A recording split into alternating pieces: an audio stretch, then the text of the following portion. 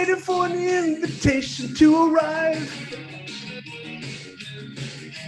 Going to a party when no one's still alive. I was struck by lightning walking down the street.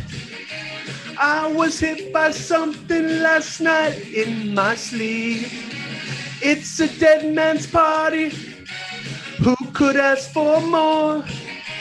Everybody's coming, leave your party at the door. Leave your body and soul at the door. Don't run away, it's only me.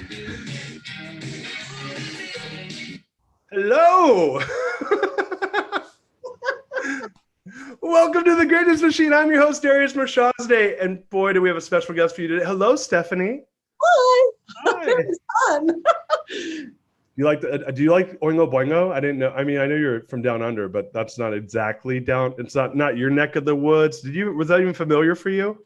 No, I have no idea what that song was, but Really? I can count to 8, so I can dance. I love the you did like the walk like an Egyptian dance. That was awesome. Yeah. Well, guys, welcome to the Greatness Machine. I'm your host, Darius Mirshahzadeh, and like I said, we have amazing guest and Stephanie Paul. Welcome to the show. Guys, as you know, we are the Greatness Machine, and we're all about bringing people on here who are living their passions to create greatness in the world. And Stephanie is neither short of nor passion nor greatness. So I'm so happy to have her here. But before we get started, a couple things. First of all, we are live. So start a watch party if you're on Facebook. You're going to want to share this. It's going to be quite an entertaining hour. If you were even on our pre-show, you would have been like, dude, I can't wait till the real show starts. So the real show has begun. Ask questions. The team's on standby. They will be shooting questions our way. So don't be shy. Don't be that weird voyeurist that's like sitting in the corner peeking. It's kind of weird. And last but not least, let's have some fun. But before we get started, I'm going to, where the hell did my script go? Damn it. Stephanie, did you hide my script? Improv. You told me this was totally an improv interview. Yeah, You told me you got a script. Like, where is the trust? The trust is gone. I know, I'm fucking with you, but anyway. You hide on that tree. No, I always have my bio though. My bio is the part where I kind of have it there just because I want to not mess it up. Is that cool? Yep. The stuff that you've been digging up about me. Yeah, there's so much dirt. If you were Trump, you would be totally hosed right now. Well, I have played the president in a movie. Oh, I think I saw that. Didn't you play Sarah Palin in a movie? Yeah, they made me look like Sarah Palin, but it was terrifying because at the time it was when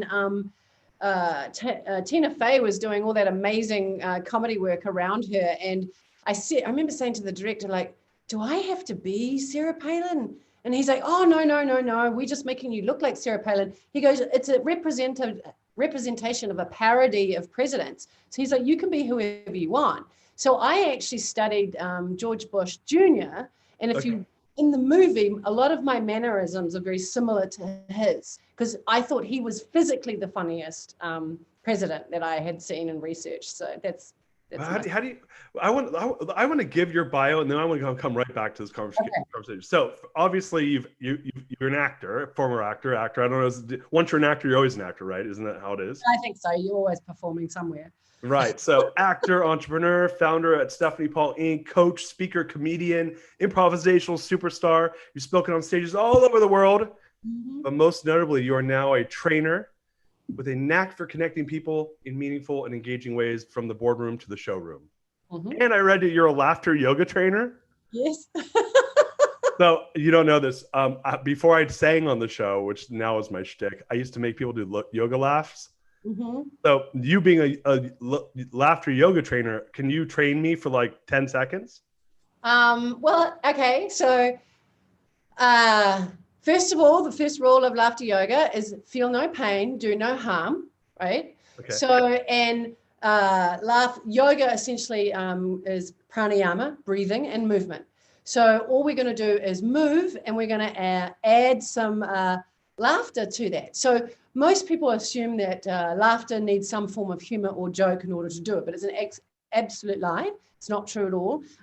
What happens when you start laughing, it fires off the mirror neurons in my brain and yours, and we connect. It's the most contagious behavior that we actually have. And when we do it, we release about 11 wonderful chemicals like oxytocin, dopamine, all those kind of things that make you feel like fabulous and high. And the longest I've actually laughed in a group without stopping is 10 minutes. What? And it was exhausting. I'll tell you that right now. And the best way to do it is on the floor with your heads facing each other, but we can't do that today. Okay. So we're basically, you could do some sort of exercise. They have really basic exercises, but have you got your phone in front of you? I do. Okay, so we'll do telephone laughter, right? So you're going to look at your phone and you're going to tell like you're listening and you can hear me and we're going to laugh together.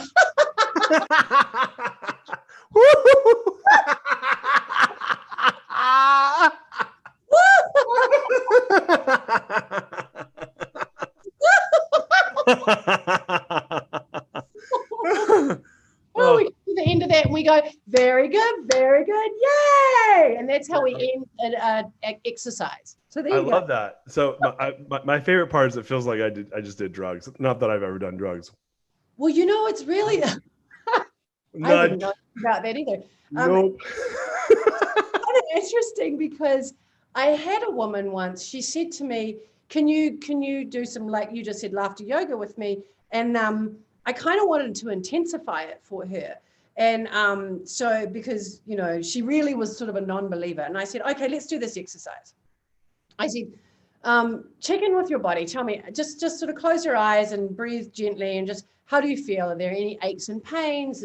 Are you uncomfortable anywhere? Do you feel tired? Whatever, just sort of give yourself a full body check.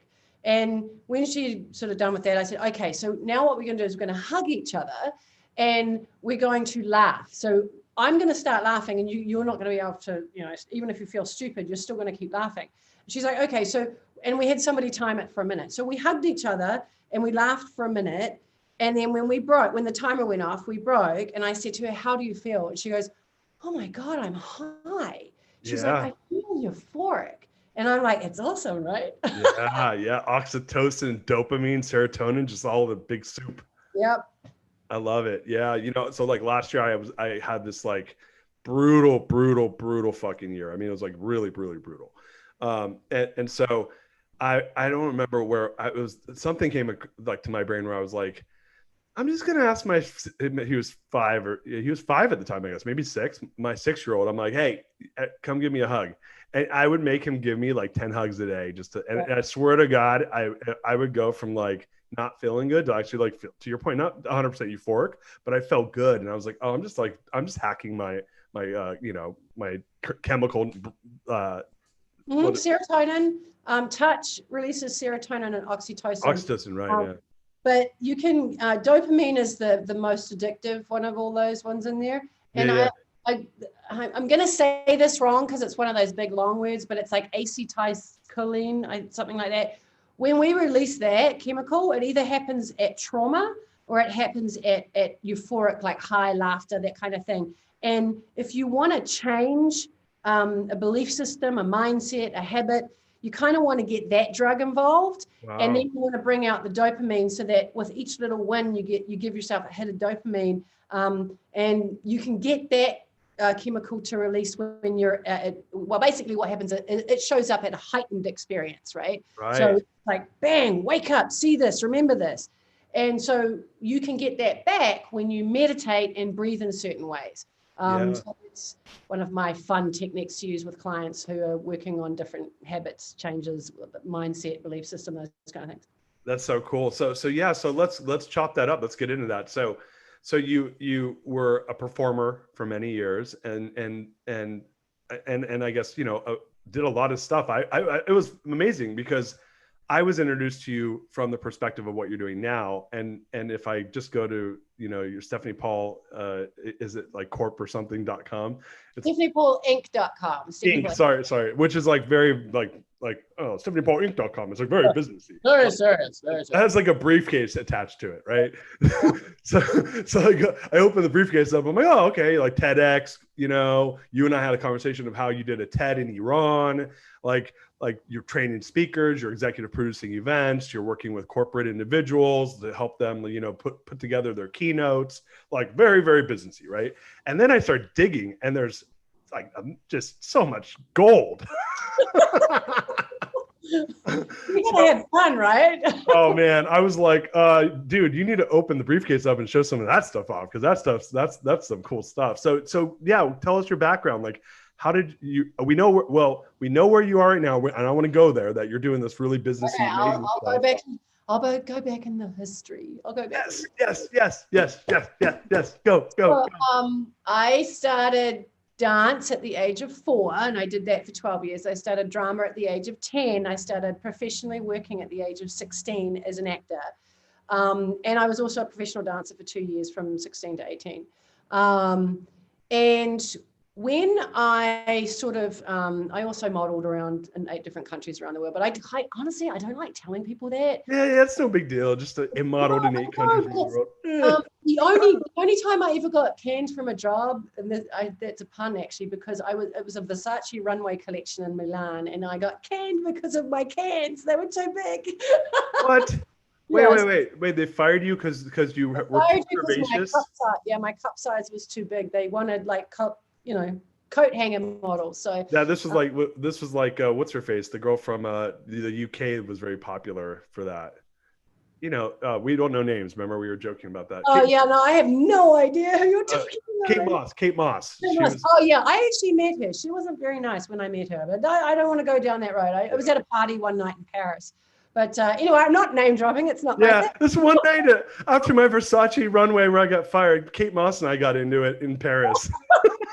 Not quite, but I'm not a big name dropper. I digress. Okay, so I kind of traveled the world working as a model for a few years, and then I got back to New Zealand, and I was like, well, what am I going to do? And one thing I noticed was I loved shooting commercials, and I loved the acting stuff. So I decided I literally interviewed all my friends in the film industry and asked them, should I go to film school? Should I not go to film school? What should I do?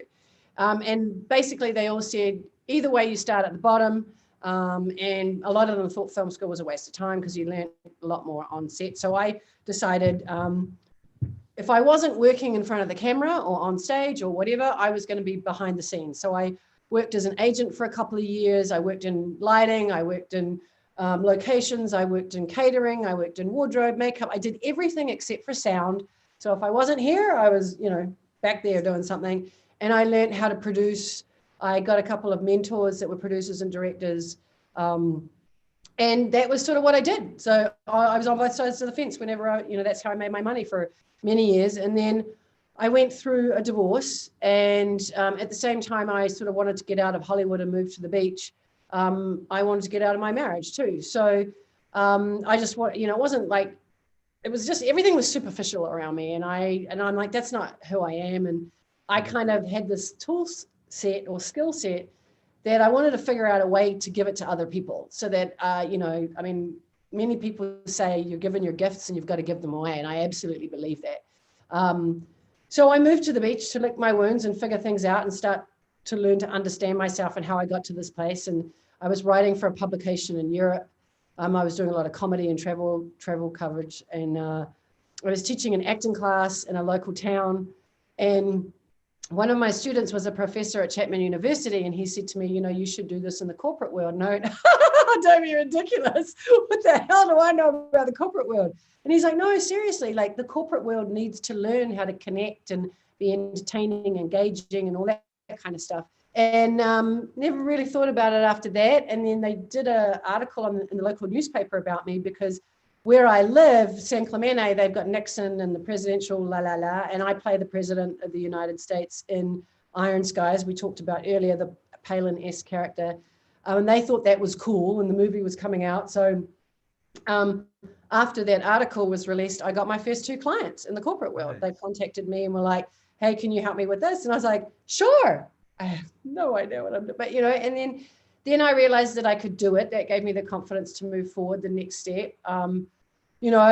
I started doing the stand-up stuff. I loved improv, although it scared the hell out of me. I knew it was a really good tool, and I did that for 12 years. And the reason why I did the stand-up, there's always a logical reason for me to shift gears. It's kind of weird, but I knew that I wanted to differentiate myself in LA from other women that looked like me. And there was no woman back then, looked like me that were doing stand-up. So it was like a way that I could, and then about 2 years after I started stand-up, of course, everybody wanted funny woman, you know, and all that. And then everybody else started doing stand-up, whatever. So that was that road, because I skipped that, sorry. And then I started looking for mentors and a business coach, because I'd never run a business before. I mean, I knew how to budget and produce stuff, like produce live events. I'd produced, you know, video content and all that kind of stuff. I'd produced many comedy shows on a big scale. So that side of it was easy, but the actual running of a business and, you know, ROI and like sales and all that kind of stuff was very different. So I got some mentors around me. I got into a mastermind group of CEOs. Okay. And that was all really, really helpful. And then it was sort of like, you know, you need to target a market, you know, you've got to have a niche market. Everybody keeps telling me, and I was a little resistant for that, because essentially what I was teaching people is a tool that everybody needs: engagement, communication, like, you know, humor, empathy, sincerity, transparency, and the way you communicate, those kind of things, you know. But I decided, okay, well, I'll go after niche market. So I went after sort of biotech, technology, that kind of arena.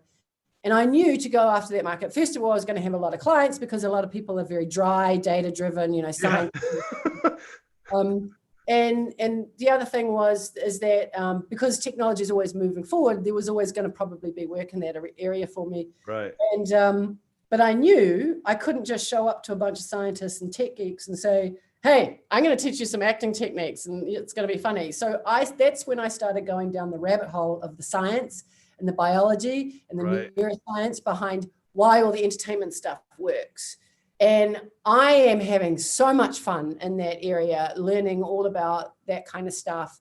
And it's so much, when you understand the biology, it's so much easier to do all the tasks and the habits, I think. Versus, I think people say to me all the time, like, how do you make someone funny? Like, how do you teach someone to be funny? And I'm like, I don't. You're the funniest person you know. I can't teach you how to be funny, but I can guarantee you've made your family members laugh, your colleagues laugh, your kids laugh, whatever, because 86% of what we laugh at is commonality. It's got nothing to do with jokes or humor or stand-up or anything like that. It's like, oh my God, you broke your ankle. I broke my ankle too. I got hit by a bus. You know, that's when we both go, yeah, man, high five. It's right. And that's once people realize that it's that easy, and they're like, oh, really? And you know, the online training thing that I'm building right now, one of the things that I talk about, because we just finished editing a whole bunch of videos yesterday, that's why it's fresh in my mind, is I talk about, you know, a simple thing to shift. If you want to shift something simple for engagement, is start practicing smiling, right? Just start practicing smiling at everybody, the dog, the cat, the tree, the whatever, like that in itself will release serotonin in your body, right? If you hold a pencil between your teeth for 20 seconds, serotonin will start to release in your body. So you can automatically engage your body to start feeling better and releasing the chemicals that makes you feel joy. Right. And then when you're feeling joy, you will give it to somebody else automatically.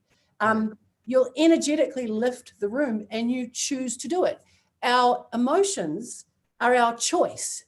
And when you understand that, because our emotions are essentially just chemicals, that's all they are. They're just chemicals that get created in our body. And then we get what we call feelings, right? From those emotional or those chemical changes. And we can do whatever we want with that. It's our choice. Somebody wants to get really, really angry. That's because they're allowing their limbic system, their reptilian brain to take over and not allow their neocortex to shift gears and kick in. And that's our logical, reasonable brain. So, it's all biology, and breath work has a lot to do with it, and you can change your brain by changing your body and vice versa. So yeah, that's so cool. I don't call them feelings. I call them the feels. That's my, I own that, by the way, in case you're wondering. Trademarked. It's trademarked. Okay. It's trademarked. Yeah. My buddy's top patent attorney and trademark attorney in Silicon Valley. So anyone out there that thinks that they own the word the feels, I also own the word bay. I don't know if you know that, but anyway, wow. that's yeah. There's some hip hop people that are going to rent that from me. You guys know who you are. We do have, yeah, sorry, Beyonce. That yeah, Jay-Z's not your bae. He's babe, and when you pay me, he becomes bae. We have a question though from the audience. Do you think everyone can be funny, or are there some that are not funny, no matter how much training? Yeah, you suck. You're just not funny. Just shut the fuck up. No, seriously. Honestly, I was actually thinking the same thing. I'm like, dude, I know tons of people who are not funny. they are in their own way, and they can probably make themselves laugh in their own way when they want to. But there's super simple techniques that you can learn. You know, as far as, I mean, you could go and get a joke book and learn how to write jokes. There's plenty of like, you know, comedic. I can't even say the word right now. I feel like Ken in the Fiscal Wonder. Today, Junior. No. There's plenty of comedy gurus out there that you can buy their books and you can learn how to joke write and all that kind of stuff. And but you know, at the end of the day, simple, like at commonalities.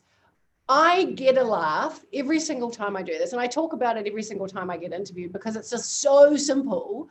It's that old joke of like when you walk into a room and everybody's wearing black and somebody else is wearing red, and you're like, "Hey, Jason, didn't you get the memo?"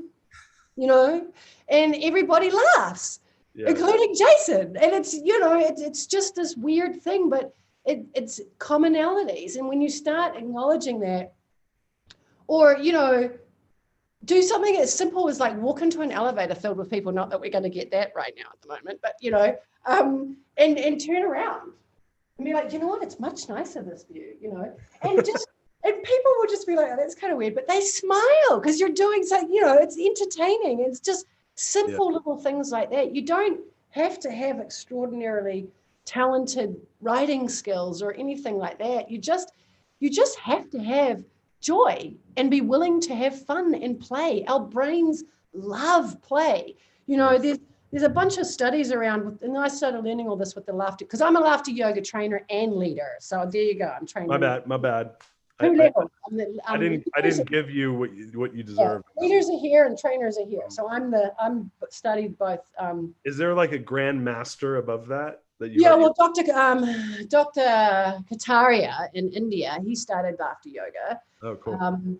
And there's actually a laughter quotient who that was designed by a friend of mine with a bunch of mathematicians and scientists, and that's Merv Neal. If you really want to go down the laughter road, he's done a lot of science stuff behind it and studies with dialysis patients and things like that. I mean, he has a business around it because he almost died. He got very, very sick, and the hospital basically told him, go home and, you know, get your things in order because you're going to be dead in 2 months. And he started laughing uncontrollably, and he wasn't doing it on purpose. It wasn't like, you know, Norman Cousins, who did the first laughter yoga study back in the 1920s. And he couldn't figure it out, and it had been going on for 3 weeks, but he'd been getting better. And he went back to the hospital and he's like, okay, I have no idea what's going on. Can you tell me? And they were like, we have no idea what's going on, but you're getting better. Whatever you're doing, keep doing it. And he goes, I just can't stop laughing. And they're like, well, keep doing it. Finally, he found an Indian doctor who actually said, well, what's happened here is that your brain-body connection is switched, right? So your body is taken over and your body's decided it's going to heal itself. So your brain's not really involved in this process. And then he started learning more about it and whatever. And we connected through the laughter yoga community at a conference in San Diego, and he taught a business class to teach people, you know, and he's Australian, but he's super into it. Like, and he's done a lot. I often check in with him and like, hey, what's the latest science going on in the laughter community when I'm writing a paper or something like that? Because he's usually pretty onto it. That's cool. Well, I digress. I went down a rabbit hole then, didn't I? No, yeah, that's cool. So I have a couple questions though. So you obviously were trained in the art of entertainment, right? And when you're at both from the production side as well as the, you know, actual participant actor side. So, and comedy and dancing and modeling. And so like when you're doing all those things, you're kind of like on, you know, you're on camera, you're in front of the mirror, you're having to like look at yourself in a pretty vulnerable state a lot, you know, and I would say you're also, this is just at least my read, is like, you're kind of naked, right? You have to like look and say like, what makes me look my best? When do I look like shit? Because everyone's looking at me, right? and then you have to perfect the art of looking a certain way. Isn't Yeah. that a lot of what that is? Yeah, I mean, when I was younger, I was worried about all that kind of stuff. I mean, I still don't like that I'm getting older and, the pounds are coming on, as you get older. I mean, I work out, I eat healthy and all that kind of stuff. Right. And I think I'm less cognitive of that looking perfect type thing.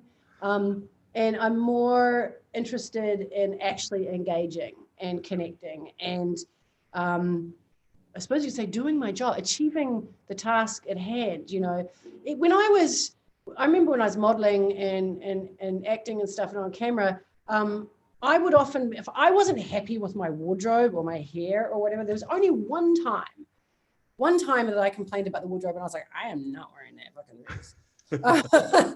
And I actually had a designer friend who donated a dress to me for the movie for that particular scene, because I was not wearing the dress that wardrobe mistress had for me, and they didn't have a huge budget to go out and buy me more stuff.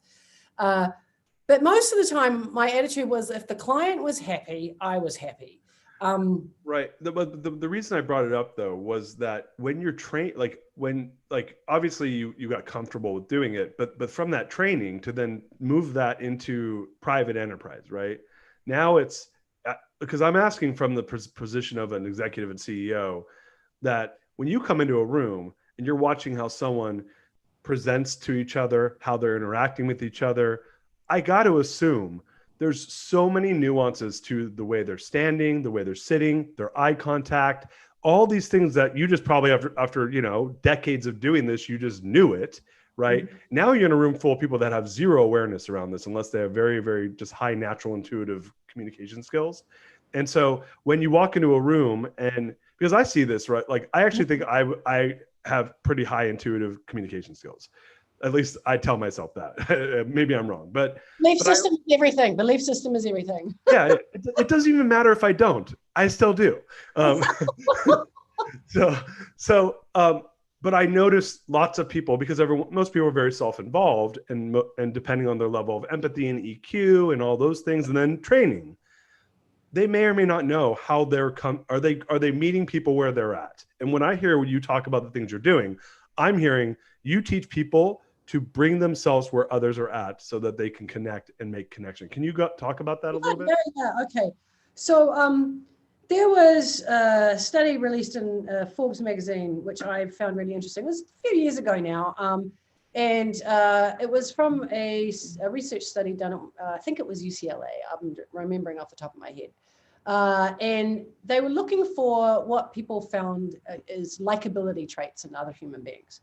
And one would think that might be, sexy, gorgeous, rich, whatever, but it's not. The three top traits that they found that were very, very consistent across the research was sincerity, transparency, and empathy. And I like to add humor to that, because there's another study that was done at Berkeley over many decades with couples who divorced or stayed together, and the couples that stayed together had a lot of humor around a lot of the stress in their lives, difficulties with financial, whatever that was. So, and we all know that you look at, it's been years since I've been on the dating circuit, but everyone on those dating websites, people say, I really want someone who's got a great sense of humor. Everybody wants to be around people who are funny or humorous, or have a great energy about them. And so that's like super important. And one of the things that was very intriguing for me as I'm going through this process of learning about myself and building my business and learning the science and things, a few people over the course of maybe 3 or 4 months had said to me, like, the one specific incident that I'm going to share is, I was at my CEO meeting with all my other, colleagues or peers or whatever. And one of the women in the group, her brother had died 2 weeks previously, and she decided to come to the group. And one of the things that we did is we'd go around at the beginning of the meeting and we'd sort of catch up. Okay, this is what's happening in my business. This is the problem that I have. This is what's happening in my family, my personal life. And then at the end of it, you'd say, I'm from 0 to 10, 0 being horrible and 10 being elated about my life right now. And she said, well, I would probably say that I was a 5, but because Stephanie's in the room, I'm a 7.5. And I was super confused by that. I was like, what does that mean? Because it was like the third time I'd heard it in a recent, and so I pulled her aside at the end of the meeting and I said, what do you mean by that? And she goes, well, you just show up and bring joy and it shifts the energy of the room. Like you lift it somehow. And I was like, that's amazing. Like I had no idea that that's what I had the potential to do. And it took me back to an interesting article that I read once, and I'll never forget this. Somebody was writing a story about Marilyn Monroe and how she was out with her friend on Rodeo Drive. And her friend was walking down the street with her. There's lots of people milling around and shopping. And she says to her, nobody recognizes you. Nobody knows that, that you're Marilyn Monroe. What's the deal? And she goes, oh, it's because I'm not turned on. She's like, what? And she goes, watch this. Marilyn Monroe apparently switched her energy, turned it on, and then suddenly everybody saw her. And ever since I heard that, I've got goosebumps telling you the story. Wow. I was like, I wonder if I can do that too. And I would shift my energy when I walked into rooms if I didn't want to be seen, or I wanted to be seen, or I wanted to bring joy, or whatever that was. And then the laughter yoga stuff, when I learned that, I just start laughing. Something will be said, and I'll just start laughing because I can feel the energy in the room going south, and I'll just bring it back with joy and laughter. And these things are possible. So I basically, when I started my business, I was doing it backwards, in my opinion. I was looking at the content first. So what are we going to write? What are we going to say? What is our message? What are our images? How are we going to paint this picture kind of deal? And to me, that's the last component. That's the last thing that should even be looked at. First, you want to know thyself, like Socrates said, and I take a deep dive with my clients. I'm now certified in 5 sciences, which is DISC, which is behavioral, behavior that we can see. And I can usually guess somebody's DISC before I even run their science because it shows up in the way they behave. And then 12 driving forces, which is our motivators, and that's internal psychology motivators, things that motivate us and make us do things and go places. And then EQ, which we talked about, emotional quotient or intelligence. And then DNA, which is a science based around 25 soft skills like leadership, negotiation, those types of things. And then the last one is HD acumen, which is basically your capacity to view the world and understand it, and view yourself and understand it. So it takes about an hour to complete all the sciences when my clients sit down and do it. And it takes us probably about 3 hours to unpack it. We usually separate it into the first 2, EQ, and then the last 2. The last 2 can change based on, what's happening in your world. Like if you're in the middle of a shitstorm and a really hard project and you're working 18 hours, it's obviously going to be a very different read than if a year later you've finished that project and now you're on vacation for a month in Hawaii with a Mai Tai, so it's just different. Can I ask a question though? Yeah. So just because I want to make sure the audience is clear on this. Sure. So the reason your clients are working with you, and there's many reasons, but one of the big ones and how you and I got introduced was around doing keynotes, right? Mm-hmm. And so can you kind of give a list of what products or what services you're training to, and then we'll dive into your process? Okay. So I work with speakers predominantly. The other thing that's really funny is a lot of my clients are executives. And once they work with me, they're like, I've got a couple of employees that need your help. Could you come in and work with them? Or could you come in and do a team training on culture and empathy and sincerity and listening to each other, essentially communication. Right. And so any form of communication, like last week I gave a keynote presentation to 100 people on a WebEx, which was it's super weird talking to a wall, like, hey, how's it going? Like, I'm trying to get my keynote out there and like no feedback. Okay. No read. It's the worst. The worst. Yeah, it was successful. So a lot of my clients have shifted from obviously the live presentation now to, because the camera is a completely different system. I mean, somewhat. I think once again, it's all belief system. So I really work with people on their communication with a certain message, around a certain message. Although I have a certification in life coaching, I do currently have 3 clients that are just working with me on on their life coaching, on their accountability, on showing up and getting stuff done. And it varies, but that's not really my main focus. I guess that I started with them as speakers, and then they're like, I really want to continue working on this, and then every now and again they'll have a presentation will pop up, and we'll shift gears and we'll work on that presentation, and we'll go back to somewhat creative, but yeah, any form of communication where there's a message and somebody wants to get more confident, more empathetic, become a better listener, because at the end of the day, your audience will always tell you what they want to hear, right? The famous story that I have, I mean, I used to hear that all the time in stand-up, like, you know, you need an hour of material to do 20 minutes. So, you know, if you start doing dog jokes and the audience don't like the dog jokes, suddenly you're going to put those away and you're going to pull out the train jokes, and the train jokes are working great. Then I'll go into the plane jokes. So, you know, it just, that's sort of the concept of listening to the audience. And I experienced it many times when I didn't listen to the audience, how everything went south. And when I did listen to the audience, how I had this amazing communication with them that wasn't necessarily spoken. I mean, I'm doing all the jokes, right? But I would say, can I ask a question on that? Mm-hmm. So obviously in stand-up comedy, I could see that how that would work, right? At stand-up comedy, I got my hour of material. I kind of read the audience. I throw a few things out there to temperature check them. They're not biting on this. Maybe they're, and there's a thing, and I don't know if you've done work around like spiral dynamics and mindset, right? So there's maybe an authoritarian versus autocratic, pluralistic, strategic, right? So if I'm in Silicon Valley, it's different than if I'm in Minnesota, different than I'm in New York, different than I'm in Texas, right? These people have different values. So the jokes aren't going to land the same way, right? So I get that. Let's switch gears though and say, hey, Darius wants to do a keynote, right? Like I can't oh shit, my material's not landing on my keynote. I'm going to switch gears and like change my keynote. How does that work in a keynote or for an executive that is doing like a canned speech? Like I'm a little bit confused on that.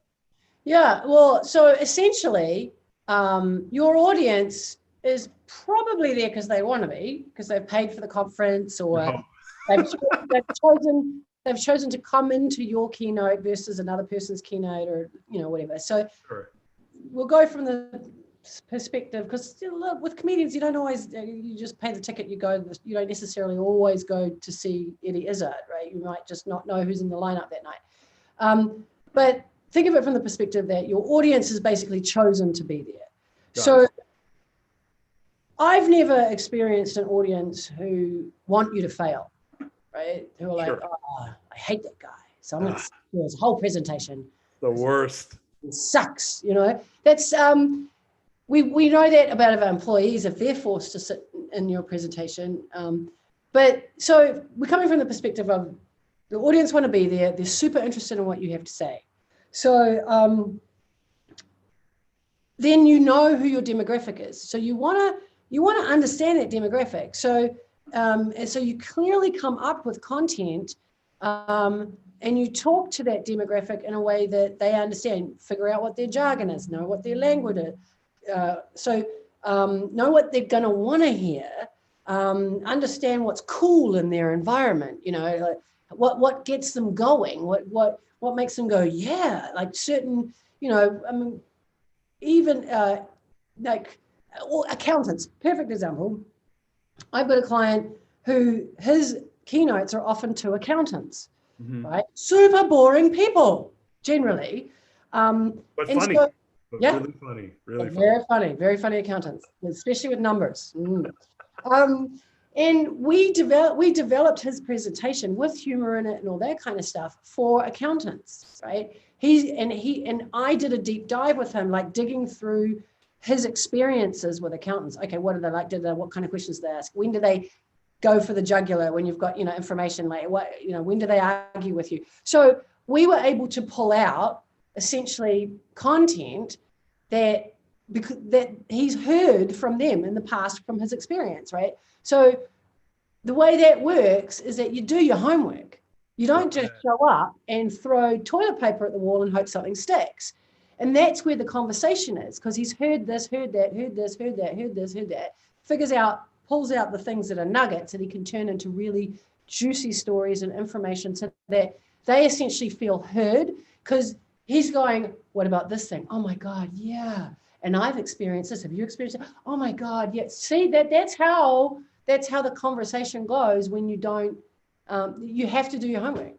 Interesting. So if someone, and this is going out there for all my entrepreneur CEO friends who are listening right now, because a lot of these people have to speak in front of audiences, right? Or they have to speak in front of their team. With their team, it's different because they're kind of like paid to sit there and watch, right? I mean, but it's different when you got to go out there and talk to people you don't necessarily know. Maybe this is when you're selling. And when I'm hearing you talk right now, I'm like, this is a great example of I'm trying to influence someone's behavior, right?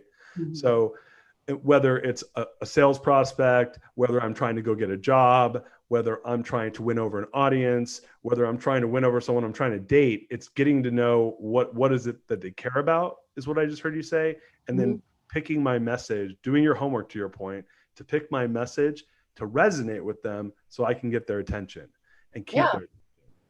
And if you choose some piece of information that's kind of wrong or it hits them the wrong, you'll get a physical reaction from your audience. You know, if you're like, oh, that didn't work. So then you have to acknowledge it. What do you do when you bomb? Because like I bombed, I didn't tell you the story. I went to TED in Vancouver. And there's this thing called TED Active. Do you remember that? No. So when you did your TEDx event was the last year they did TED Active, and it was like they always did a satellite. So when they did TED in Long Beach, they had TED Active in Palm Springs, and it was like where all the young cool kids would go and all the old hedge fund people would go to TED, and it's very interactive, and a lot of the TED speakers will come and they'll speak there, and it's fun. Anyway, so I go, and they're like, tell a story about a scar. And so I'm not going to tell the whole story because I fucking I'm like, hey, I'm going to make a joke. I'm going to pretend like I'm going to tell the story of John Wayne Bobbitt, which I don't know if yeah, dude, I went up and pretended like what happened, like I got John Wayne Bobbitt. I wasn't horrified because I don't really get embarrassed, but it bombed. Like it was like people believed me, which was the problem. That's okay.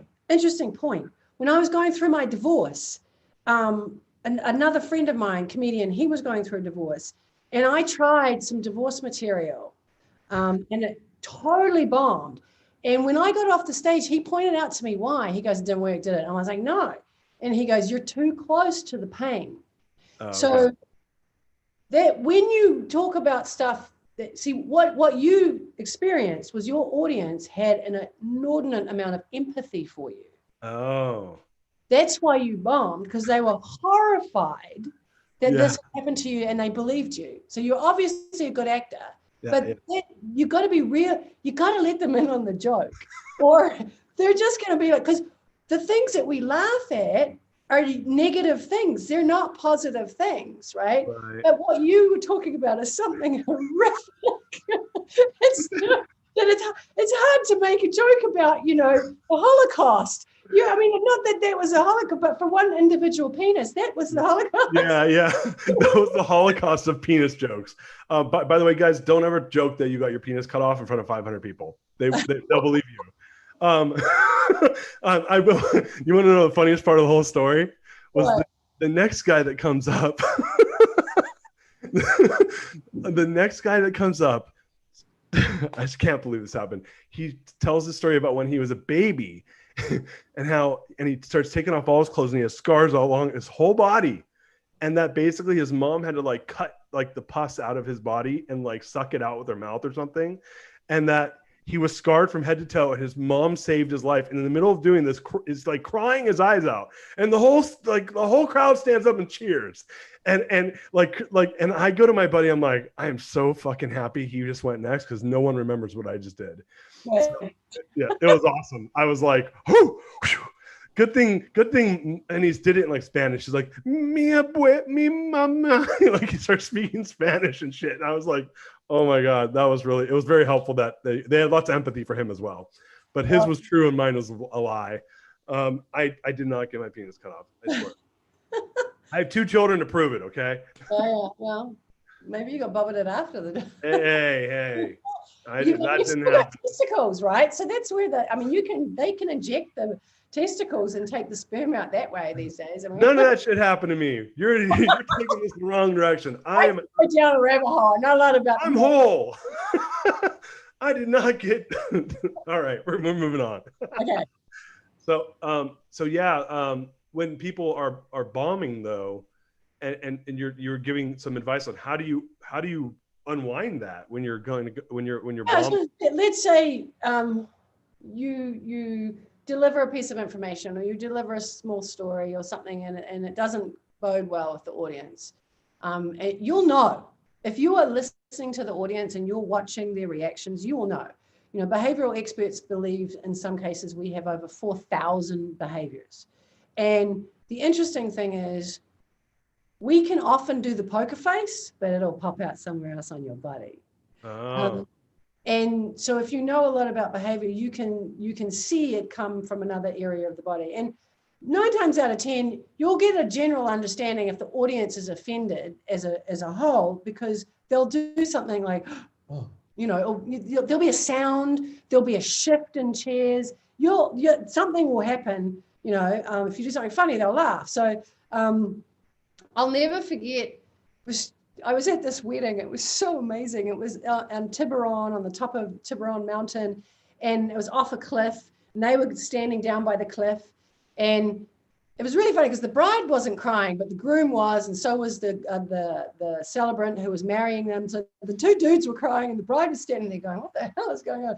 And we at the end of the wedding, when he said, "You may now kiss the bride," this massive eagle comes up from the cliff and hovers above them as they're kissing. It was like, release the eagle. It was so bizarre. This eagle comes up and it like stares at them, and then it just turns and goes and flies away. And everybody, and there's like 50 people at the wedding, goes and then laughs at the same time, because we literally had a communal sniff, because we were all like, in that moment, that amazing moment together. So those things can happen positively, and they can also happen negatively. So the audience will tell you if you're listening, and you really need to sort of transition. So when this is kind of complicated, it's simple to me, but it may sound complicated. So when I'm telling a story, the stronger that story is to me,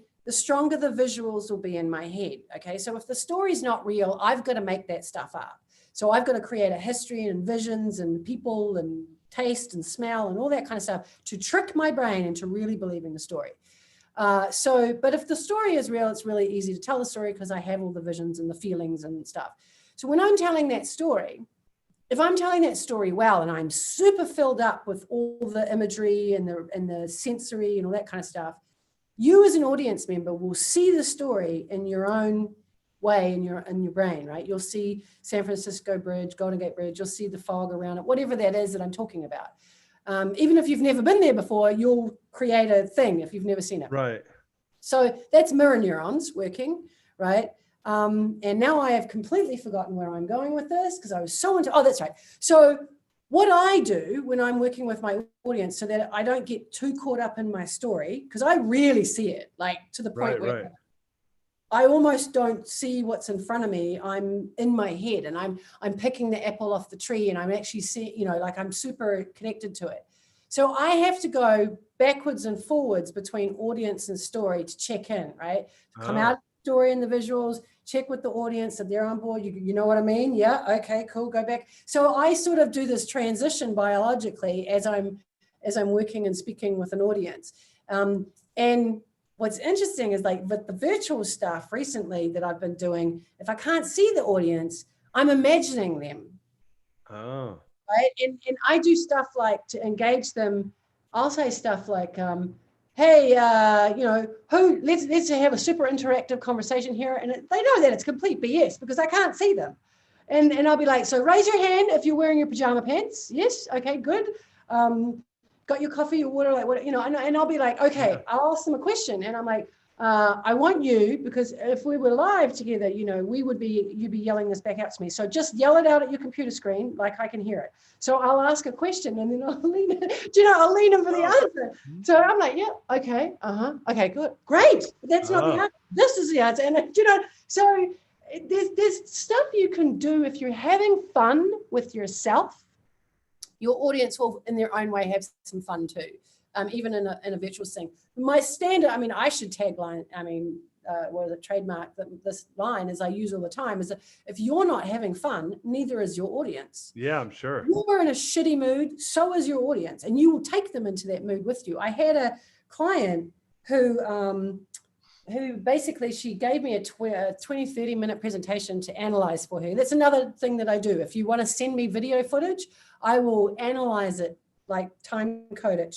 I mean, it takes me, for about a 20-minute presentation, it takes me about an hour and a half, because I start, stop, note, you know, and then I have a bunch of questions. So it's quite an interesting process. But can I ask a question though? When you do that, so let's say someone, and like a lot of the stuff you just said right now, I'm like, I think a lot of people could benefit from that, given, I mean, I have to do these talks right now on Zoom, and I'm like, and I don't dread them, but a lot of the times it's like, I say it's talking to a wall. You're talking to a wall because they're on mute, and like half the time they're like eating, and so I'm like, dude, this is fucking the worst, you know, because there's no interaction. So my question for you is, when you are, obviously you're being smart about this, and you're like, I'm gonna like act as if I'm live and think about what I'd be doing and creating. What would they be doing? And yeah, what are they doing? I'm creating a reality. I'm creating a bit of interaction, which it makes it more engaging. So my question for you is, when you are, let's say someone wants to hire you to come and let's say critique with their presentation, what is besides notes, what can they expect as far as a deliverable for them to end up with? A much cleaner, tighter, more constructed presentation? How does that look? Yeah, yes and no. It depends on where they're at. It depends on the level of where they're at and how cognizant they are of their stimulus value. So stimulus value means, how do you stimulate me and how do I value it? Essentially judgment, like we're very judgy human beings. And we also are very biological. So whatever I take onto the stage with me, like I said, is going to be given. So what I do is I ask a lot of, based on the presentation and what I see, the behaviors that I see that you are emulating or delivering. There'll be questions that I might ask, like, what happened before you walked on stage? Because you were in a very strange mood. Right. And you know, what we think we show. So right. if I'm super nervous and I'm telling myself, oh my God, I suck at this, I suck at this, I'm going to go on stage oozing that message out of my body, even if my words are saying, I'm so happy to be here. This is an amazing day for me. I would just love to get paid. Yeah, no, you're not. Yeah. So it's like, what people don't realize is okay. So there was a theory back in the 40s that 93% of how we communicate was nonverbal. Now, depending on which specialist you talk to, nobody's actually done a study that absolutely proves it, but they say it's 73 to 93% nonverbals, right? So the way I explain this to my clients is I say, imagine that let's take the 93% metaphorical theory. It's 55% nonverbal movement, body language, and 38% tone of voice, and 7% being your words. Now, words are important, but they are accessories at the end of the day, right? Like, so I look at it like, if your 93% is your body, your naked human body, and you've got to fill it up with brain and blood and heart and lungs and arms and legs and toenails and hair and all that kind of stuff, so that you appear normal. And then the 7% are the clothes you put on top of it, right? So those clothes can be sparkly, they can be interesting, they can be grubby and homeless clothes. It depends on, you know, how you want to, whatever those words are and whoever your audience is. But if that 93% is not filled up in a functioning, working body, then essentially you're a pile of clothes on stage. Right. Because your words don't mean anything. And going back to the U method that I was talking about before, where I used to start with the content, and now I start with the Y, which is yourself, and then the U, which is us, the audience. Those are the two components that I work really strongly on first, and then we go to the content. But, you know, so you can't connect to an audience if you don't know what's going on here. And it doesn't matter what you're saying. And this is the example that I use, is because everyone's been at an event like a wedding or a funeral or a party or something like that, where somebody's stood up and said, I haven't prepared anything, I've got no notes. And they've taken us on this wild journey of laughter and sadness and emotions and blah, blah, blah, blah, blah. And Maybe they just told a story, or maybe they just shared a couple of items that we never knew about that person, or whatever. And nothing was prepared. Right. Because it was all here. And because it was all here, the audience easily went and connected to it, right? So is there something, I mean, is there something to be said? I mean, obviously, like, that's amazing when that happens, right? And I know we're getting near the end of the hour here. The hour flew by, of course. Wow, So yeah, you got to run. But the U part, or the Y part on the U is, I know the Y and the U's I'm flipping it right now, but me, if I'm the speaker, it's about me coming in confident, ready, prepared. I'm going to ooze whatever feelings that I want to like give off during the talk. I know my material. I'm ready to, really, I show up, right? Is that what you mean by that? Yeah, and you also want to, I'll give you another expert that I could probably get you for your podcast, which is Mark Bowden, if you don't know who he is. I love him, and I'm going to have him on my webinar when I start with my online training, comes out in fall. He talks about, it depends, what is the result that you want, right? It's not about just the behaviors that you elude, or the emotions or whatever, or the stories that you tell. What is the result that you want from your audience? Because if you know how to use biology and emotions and behavior and all that kind of stuff, you can elicit a result out of your audience. Look at magicians. Right. Magicians are the perfect example of that. But that's a big rabbit hole, and that does not happen overnight. That kind of stuff, you're talking years of experience. Right. But he talks about being inauthentic in order to become authentic. So people that are saying, I want to be my authentic self. Well, guess what? If you need to learn how to be a better speaker, or a funnier speaker, or a more empathetic speaker, well, then you've got to start being inauthentic with something that's super uncomfortable and outside your comfort zone, in order to practice to one day being your authentic self as this amazing speaker. But you weren't that like 4 years ago, right? Right. And so, is that the us part? Is that the part where you're being, because anyone could show up and say, I'm not going to prepare, I'm just going to come and be myself, and it either lands or it doesn't. But to your point, if it's all about the audience getting value and getting what they want and resonating, and if I say, I don't care about myself, all I care about is you getting what you want, is that kind of what that is? Because then I have to prepare, do the homework. A little bit. It's a conversation. I think of it as a tennis match or a conversation. So you have some things that you want, and you know that we have some things that we want, and if we both get what we want, we're happy. Right. Just the O part, which is the overall objective, the content, the whatever that is what goes in between the Y and the U, right? The overall objective. So how that content connects to the Y and the U is as creative as, the moon and the stars. So it's. Oh, I love it. That's so cool. I know you got to run, and so I don't want to keep you. We could probably sit here and talk for 2 more hours. Exactly. Everyone's like, Darius, dude, like, what's up, man? You just chopped it up and had a great conversation, and like, we didn't even get to ask questions. I'm like, too bad. I am unapologetic, just so you know, Stephanie, about the fact that this is my most selfish hour of my day.